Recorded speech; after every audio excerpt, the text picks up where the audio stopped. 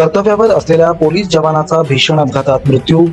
स्वतः कार चालवत असताना काळाचा घाला पत्नी गरोदर.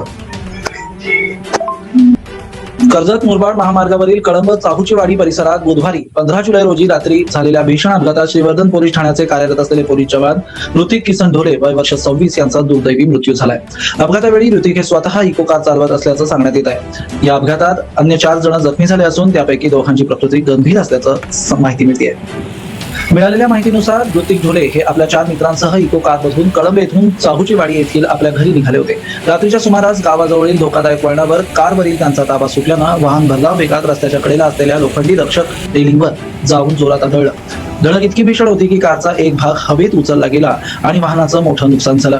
अपघाताची माहिती मिळताच नेरळ पोलीस ठाण्याचे हद्दीतील कळंब पोलीस चौकीचे अधिकारी आणि कर्मचारी तातडीने घटनास्थळी दाखल झाले.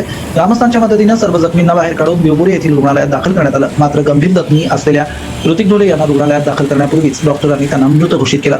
अन्य 4 जखमींपैकी दोघांना किरकोळ दुखापत झाली असून दोघांची प्रकृती मात्र गंभीर आहे. त्यापैकी एका जणाला पुढील उपचारांसाठी MGM रुग्णालयात पनवेल येथे हलवण्यात आलाय. ऋतिक ढोले हे सुमारे 2 वर्षांपूर्वी वडिलांच्या निधनानंतर अनुकंपा तत्वावर महाराष्ट्र पोलीस दलात दाखल झाले होते. ते सध्या श्रीवर्धन पोलीस ठाण्यात कार्यरत होते.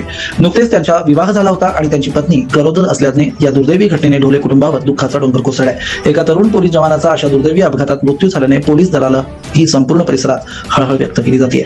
या अपघाताचा पुढील तपास नेरळ पोलीस करीत आहेत. T7 मराठीसाठी गणेश पवार, कर्जत.